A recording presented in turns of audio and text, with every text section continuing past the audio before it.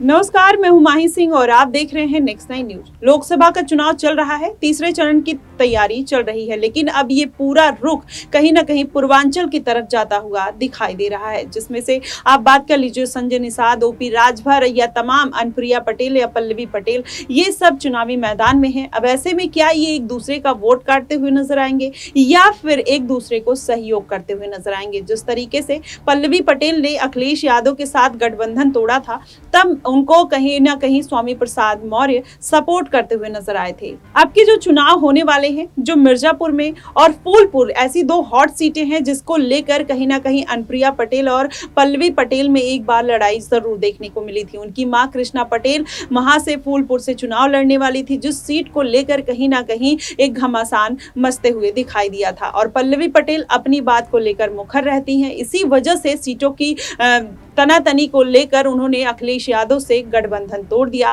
फिर उन्होंने ओवैसी के साथ गठबंधन करते हुए दिखाई दी। हालांकि चर्चा मायावती के साथ गठबंधन करने की भी चल रही थी, लेकिन पल्लवी पटेल और मायावती ने इसको सिरे से खारिज कर दिया, क्योंकि सीटों को लेकर पल्लवी पटेल की बात वहां भी नहीं बन पाई। लेकिन अभी पल्लवी पटेल ने ना कोई नॉमिनेशन भरा है, ना अभी वो किसी भी तरीके से अपना सीटों का उन्होंने ऐलान किया है। वैसे में देखना होगा कि क्या पल्लवी पटेल चुनाव लड़ेंगी या नहीं, क्योंकि जिस तरीके से अखिलेश यादव ने बीच में चुनाव लड़ने से मना कर दिया था, लेकिन फिर से उन्होंने नॉमिनेशन किया।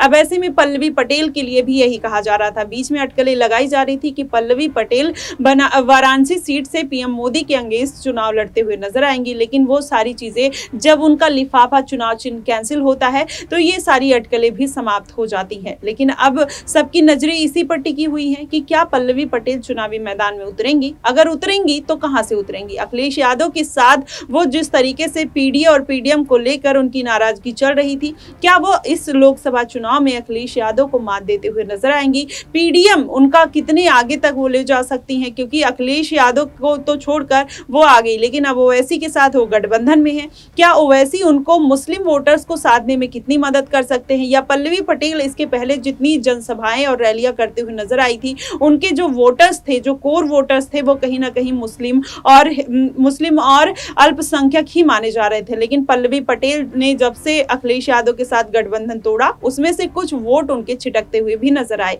लेकिन उनका जो पूरा फोकस है मुस्लिम वोटर्स पर था, और उसी के लिए वो कहीं ना कहीं ओवैसी के साथ गठबंधन करते हुए भी नजर आई थी।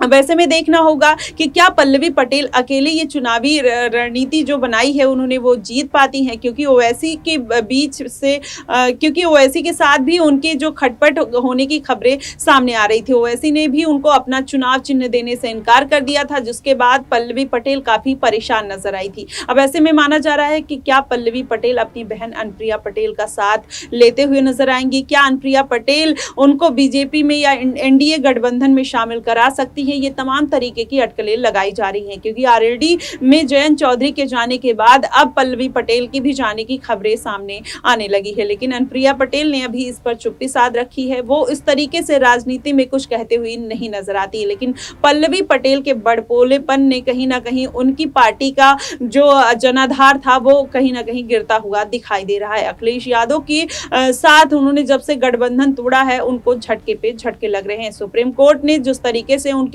चुनाव चिन्ह को लेकर झटका दिया, ईसीआई ने, इलेक्शन कमीशन ऑफ इंडिया ने जिस तरीके से उनको झटका दिया, ऐसे में माना जा रहा है कि पल्लवी पटेल की जो मुश्किलें हैं वो लगातार बढ़ सकती हैं। अब देखना होगा कि वाकई में क्या पल्लवी पटेल अब किसी और गठबंधन का दामन थामते हुए नजर आती है, या फिर अकेले ही चुनावी ताल ठोक सकती हैं। फिलहाल आपकी इस पे क्या प्रतिक्रिया बनेगी, आप हमें कमेंट बॉक्स में जरूर बताइएगा। फिलहाल के लिए बस इतना ही। देश और दुनिया की तमाम खबरों के लिए हमारे साथ बने रहिए नेक्स्ट 9 न्यूज।